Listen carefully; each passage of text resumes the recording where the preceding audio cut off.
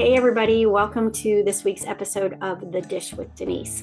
I'm here with my good friend Victoria Powell, who is also a nurse, and we are going to be talking about Social Security disability today.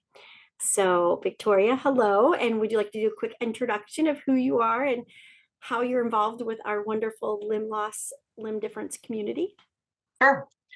I am Victoria Powell. I live in Central Arkansas and I'm a nurse. And my background has been in case management and legal nurse consulting and life care planning and all kinds of things that are associated with injury. So I'm more familiar with limb loss due to trauma than I am congenital or medical reasons for limb loss.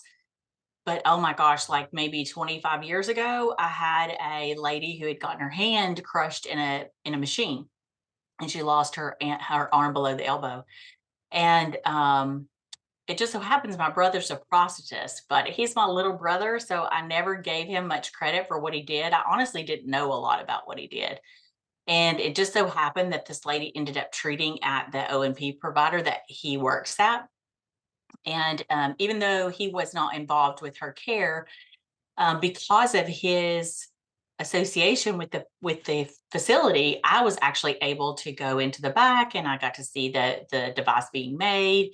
I got to be very involved in her therapies and different things, and even went to another state to look at some different things that we had that were put together for her, and I was just blown away. I just love the community. I love what it stands for. I love how there are so many great things that are happening in the industry if you know where to plug in.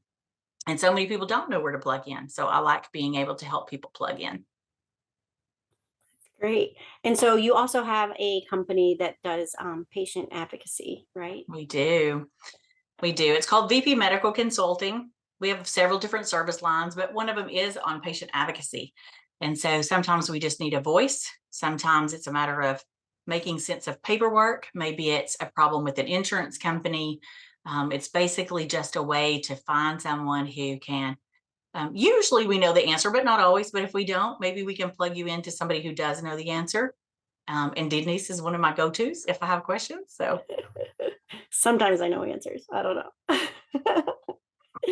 All right, well, let's jump into today's topic. Let's talk about Social Security disability because that's a huge topic within this community. I feel like there are a lot of new amputees who struggle with, being able to work right after their amputation, and they need some help, either for just a short term until they can get back on their feet, or maybe it's something that for long term. So tell us a little bit about what Social Security disability is, and are there different versions of Social Security disability, or what are some options out there? okay. So the first thing is that there are two programs, and the government uses acronyms for everything, and they don't always use the same acronym. So I'm going to probably confuse you even worse. But one of them is Social Security Disability, or SSD. Now, the problem with that is SSI can sometimes be called SSDI. So let's just confuse you a little bit more. So Social Security disability is disability insurance. So basically the government is your insurance company and they are providing insurance benefits because you are disabled. The only way you can get SSD is you have to have paid into the system. So you have to have had a job and you had to have been paying FICA taxes. So if you're self-employed, that could be a problem because not all self-employed people pay FICA.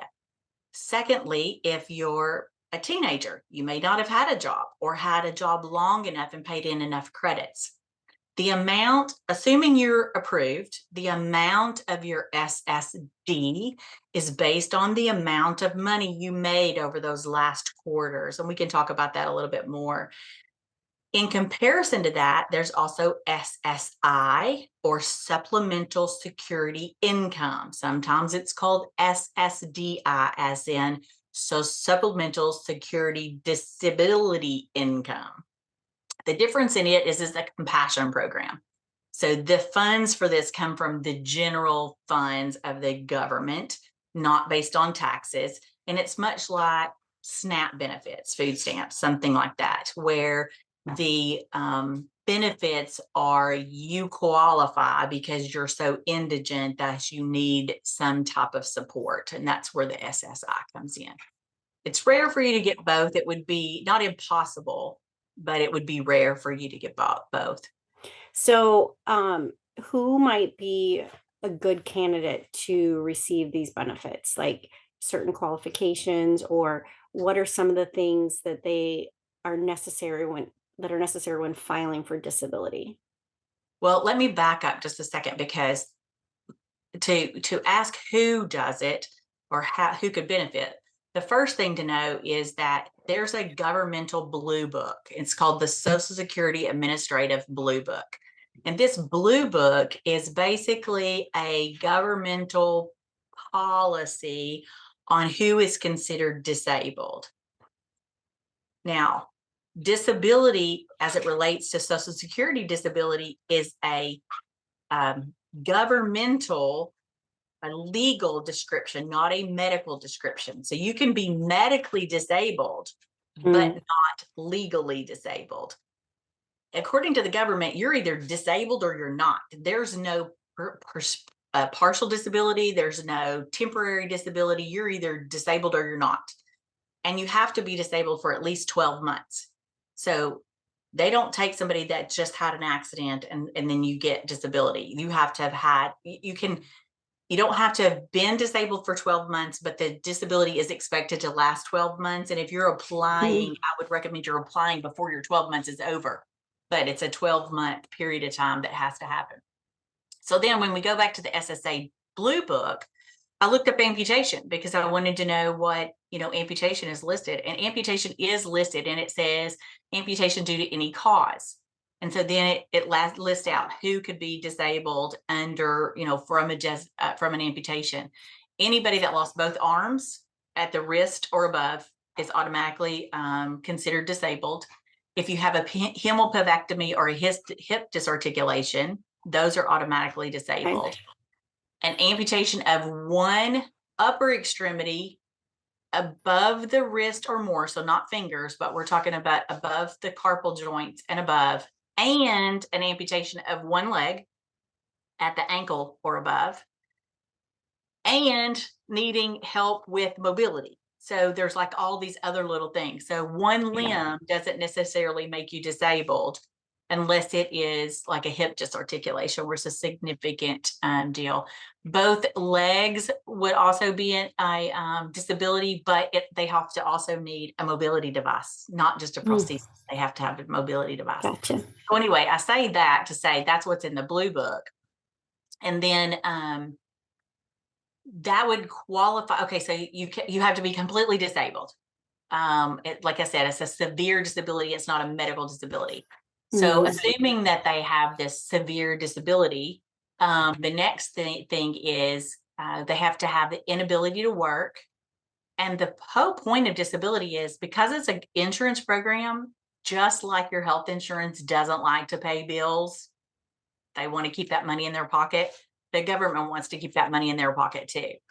So for them, they're going to try to prove that you can work. So they're going to look Mhm. at your last 15 years of work history, and they're going to make sure that you were disabled from all jobs that you've had over the past 15 years.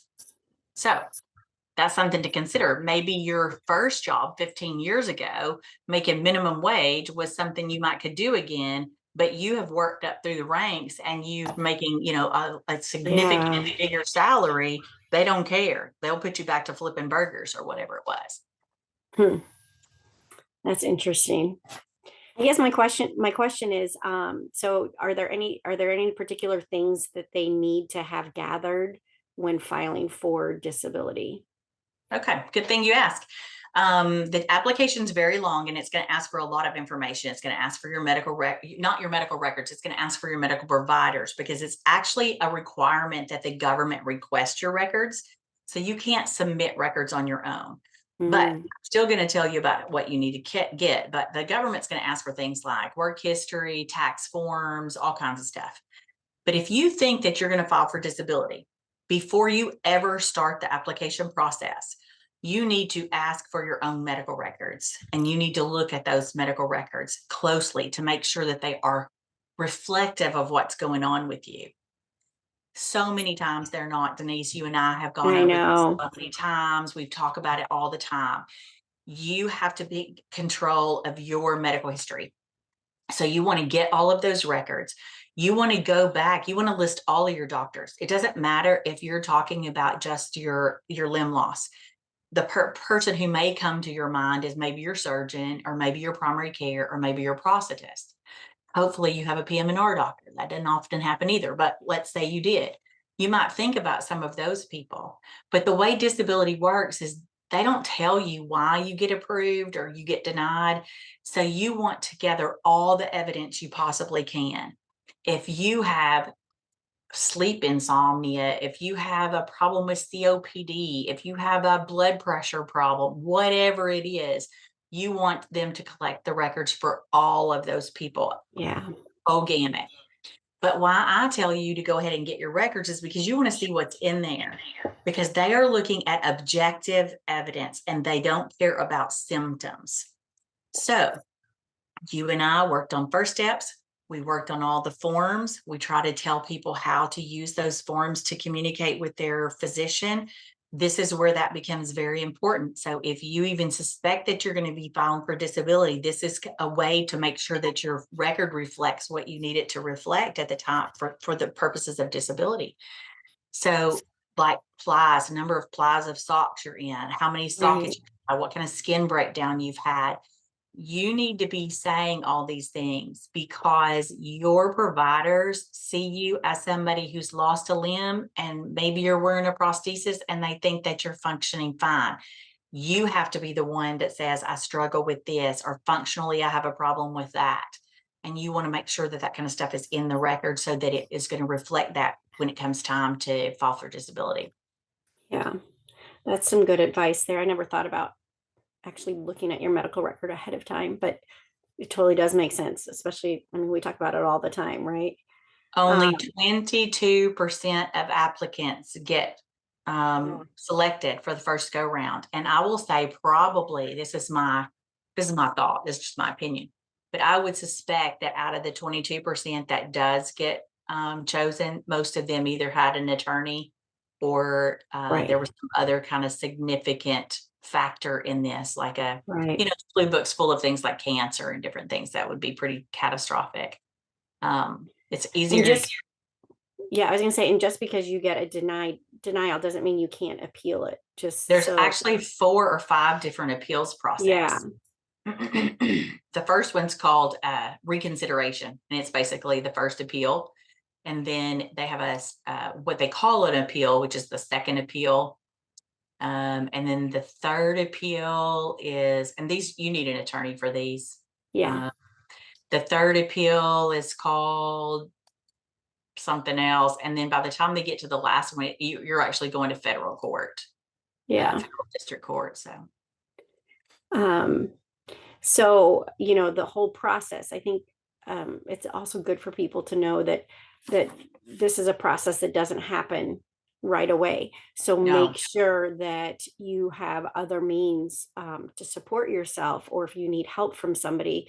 So what do you think, like, typical, some of the time frames? I know it can vary so Oh, no, much, I but got you a list and it's terrible. Let's yeah, see. I pulled this the other day. And by the way, even if you have an attorney, they can't speed anything up. All they're really able to do is just to look to make sure that your records are correct, that they were filed, that they received it. But then it just becomes a waiting game after that. And every gotcha. having to wait. Let's see. Initial Yeah, claim. I don't think anybody can speed up the government, can they? No, not at all. Once you put your application in, average is 165-day wait for that. Okay. Assuming you got denied, then you go into reconsideration, which is 147 days on average. Wow. Then an administrative hearing, which is the second appeal, which puts you at another 10 to 12 months. The third appeal is a year or longer. And if you end up going to federal district court, it's another year or longer. So you're Yeah. talking, you're so you're so out of money, you're so indigent by the time that they're just trying to wear you out, Yeah. fortunately. So they do pay back pay though if you're chosen. So like maybe you're having to find resources from someone else, you're having to borrow money from a family or something to be able to make ends meet, or maybe you're having to live with somebody temporarily. Assuming that do get disability, they do go back and pay retroactive. So you'll get like a big like lump sum, and then they'll pay extra for a while until they get And you. they pay retroactively to the date of that disability, right? It's not like But necessarily the date that you applied for the disability, correct, right? Yeah, correct to the that's what actual I date thought. that they deemed you disabled because Okay. of X event. So we already talked about how they deem how much your disability benefits might be. It's kind of work dependent, like your past Yes, work experience yes. and stuff. Okay. Yeah, Um, you have to have worked. Some of the reasons that you get denied, you can't get disability if you're in jail or if you're a felon. There's okay. just government that says that they don't have to pay you for that kind of stuff. If you didn't have enough work credits for the previous years, each quarter counts as a credit, and you have to have 20 credits or 20 quarters over the previous 10 years. Okay. To be like the immediate past 10 years. Um, way like there's earnings, depending on what we're looking at, is that it's the government calls it SGA, which stands for substantial gainful activity. And if you make more than that, that can also be a problem. The earnings for those quarters have to be greater than that SGA, which is currently $1,640. So you'd have Okay. to make 1640 a quarter, not a month, a quarter or more for that quarter to count. Gotcha. So Um, and then once they're approved, it doesn't necessarily mean it's a one and done. Like they can come no, back and review that person to see because if they they want still to kick you off. qualify, right? Yeah, they want to kick Yeah. you off the payroll. The Yeah. good news is though, you can actually work. There's a little known program called Ticket to Work. Yep. Not a lot of Through people know about it. I think that's through Voc Rehab, isn't it? I No, think it's actually you well, can is actually it? Okay. tell Social Security that you want to work. And there's a couple of different ways you can work on. Just if let's say you're on disability and you want to get off a disability, but you're not sure that you found this job or somebody's offered you something you think you can do and Hmm. you want to try it out. They won't immediately kick you off. You'll get a chance to try it, and they'll give you 6 months, and they'll say, okay, at the end of 6 months, were you successful or not successful? Success would be, did you make more than 1640 a quarter? Right. And then they also look at what accommodations are being made for you. So that does play a part. Like if the employer is allowing you to work, an hour in the morning when you're fresh, or allowing you to sit in a wheelchair, or whatever the case might be. Hmm. Maybe you lost both your arms and they gave you equipment. Now, some of that can go with Voc because most states have a state rehabilitation program where they will supply some of those devices. So, like for someone without hands and they needed to type, they would get them voice dictation equipment and so forth so that they could return to work. Because the government wants you back at work because they want you paying taxes. So the Ticket to Work program is a little bit different. It's something where you can work. You cannot make, there is a cap. So it's basically capped at an amount. So what I recommend is, if you can, now obviously not everybody can do this, but if you can work for yourself so that you can take advantage of all of the tax deductions for working for yourself. That way your earnings can be a bit higher and you can write off a lot of the things that you probably use anyway. So for example, who doesn't have internet? I mean, so maybe your job requires internet. Well, now your internet that you would have bought personally becomes a tax write-off for your company, where it's a company expense. So Right. depending on what you can, and you have to try to make a profit. You can't just fly by the seat of your pants and have it as a hobby. You actually have to be trying to make money at it.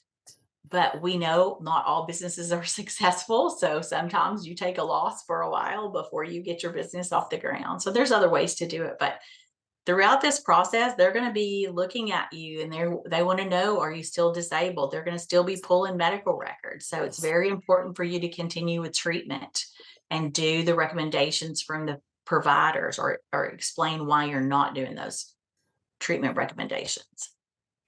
Yeah, that's some good information there.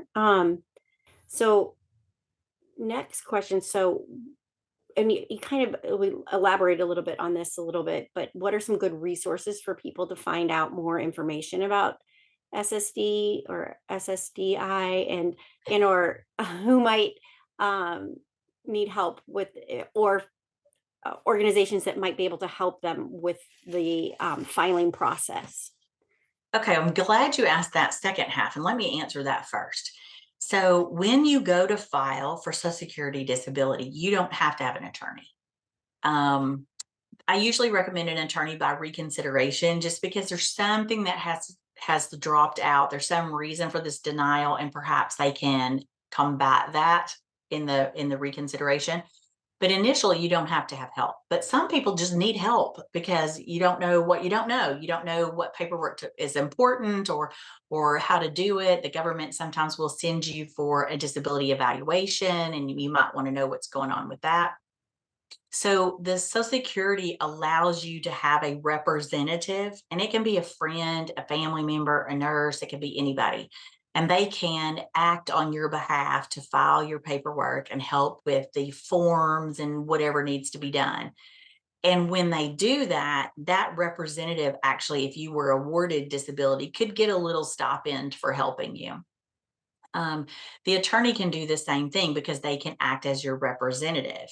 Between me and you, it's not usually the attorney who's actually doing the work, it's somebody in their office that's doing the work that's acting Right. as the representative. So that's the first thing. And then because this is a governmental thing, there's a form for everything. So if Hmm. you actually searched apply for Social Security disability, you'll be able to bring up the application right away and look at it.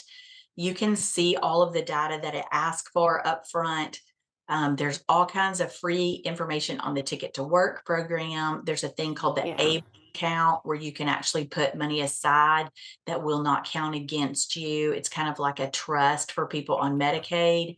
Um, Mm, there's different things like that that you can access. But because these are all governmental, if you're decent at search at all, you yeah. can find all these pretty easily.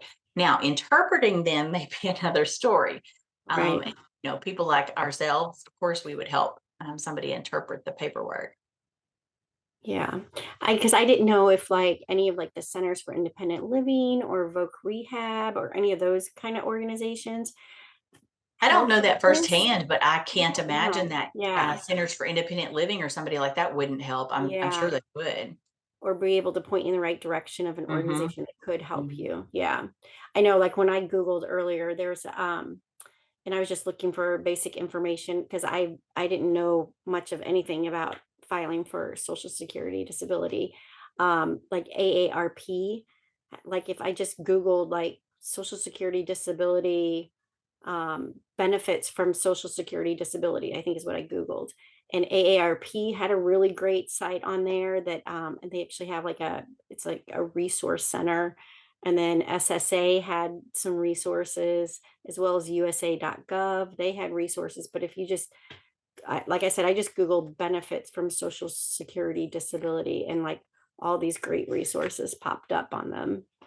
And most attorneys, they I don't know of any that don't take this on contingency. So in other words, you don't owe me a dime. If I don't win your case, you don't owe me a dime. It's Yeah. the kind of thing. So you could actually go and talk to an attorney because there are so many nuances. If you walked into an attorney's office and you said, I want to file for Social Security disability, and they started asking you questions, they could tell you right away, you don't need to apply because you don't have the credits, or you have Mm, this in your history, or you haven't been disabled long enough, or that's not considered a severe disability. They could help you know that right yeah. off the bat. And then one thing is, this affects your retirement benefits. This affects your insurance benefits. I mean, There are reasons to do it, obviously. But once you're on SSD, once you're disabled, after 30 months, it's actually 2 years plus 4 months or some crazy math thing, you're eligible for Medicare. So your insurance would change from most of the time it's on a state Medicaid program because you're disabled, unless a spouse or somebody's covering your insurance, but you would be qualified for Medicare. Well, the same thing Hmm. happens. Let's say you worked a very successful job, you made a lot of money, you're eligible for disability, and so you're, 55 years old. So you say, oh, well, I'll just take early retirement. Well, you could take early retirement and not take disability. If you take early retirement, though, it could affect your how much you get on your retirement. And then if you Hmm. take Social Security disability, then you eventually get converted to retirement, your full retirement benefits at retirement age anyway. So it can affect. So sometimes you could actually hurt the amount of money you would get at full retirement by taking disability, and it would cause you to have less money month to month in your retirement. Wow, that's interesting. So it might Mhm. be good for somebody to talk to, I Especially guess. anybody that's, 50 or older, because it Yeah, affects what the end result might be. yeah. That's good to know. That's really good to know. Gosh, I don't know. Those are like all my questions I could think of. Anything else that you think that might The be? only other thing we really didn't address is one thing is to know that this is actually not a judicial process. That means this is an administrative process, and it starts with the application. So as soon as you make the application and you turn it in, there's this administrative process, and it's supposed to be a non-adversarial system because it is not part of the judicial branch, but I will tell you it feels very adversarial. Yeah. Like I said, they have a vested interest in keeping you working. They don't want you off. And there's actually 5 steps. The first 4 steps are your responsibility, like showing that you worked enough, showing that you made enough income, showing that you're disabled from all your jobs in the past 15 years. The last step is when the government gets in and they say, let's see if you're disabled from all jobs. And here's the crazy, crazy thing that they do. They look at the national economy, not where you live. So Hmm. if you make widgets in California and you live in Florida, and the government thinks that you can have the capability of making these widgets, even though Florida doesn't make any widgets, they're only made in California, they will deny you because they will tell you that you could go to California and you could work. Oh, it's crazy. God love him. So really and truly for me, just as a blanket statement, and this is very blanket statement, every case is unique. But I think that if there's any way that you can function without disability, you'll be better off in the long run. If you have to do a short term disability, go for it, but with the anticipation of doing something else. Yeah. Most of my injury patients, most of them are male. Most of them are 20 to 45 or so. And I would say that by and large, once they get their initial rehab and learn how to walk or use their prosthesis or something, most of them try to find something to do. It's not what they did before, but most of them Right. try to do something. Yeah, and that's another episode I'm actually going to do with the Amputee Coalition because they have a new workforce development program there that's really good and has great resources and as well as other resources. But yeah, I think that's one of the big things about when you become an amputee. It's not if you can do something, it's how you can do something. It's you Exactly. might have to reinvent, come up with a different career path, but that's okay. And I think working also just gives you so much more also not only monetary but just that sense of purpose and gives Absolutely. you community to get out with and just so many different benefits of being able to work even if it's not what you're used to doing. Yeah. Yeah, I found some people are really creative. I've been really impressed with some of the things that people have come up with to do. And the whole owning your own business. And I know that's not for everybody, but if there's anything that you can do that you can learn on your own so that you set your own hours, you Yeah. know what you're capable of doing, you know what you need help with, and only get the help for the things that you need. And that makes a huge difference too. Yeah, I agree. Well, gosh, is that all you've got? Because I mean, this was great. It was That's all I really, got. really good information. I so appreciate it. So like I say in every episode, if you have experience with social security disability or anything that we've talked about today, or you have any tips, inside tips and tricks that you know of, please share in the comments because it does take a village, and the more stories you can have and the more input and information you can have, the more success you will have as well. So that's it for this week's episode of The Dish with Denise. Thanks, Denise. See you later.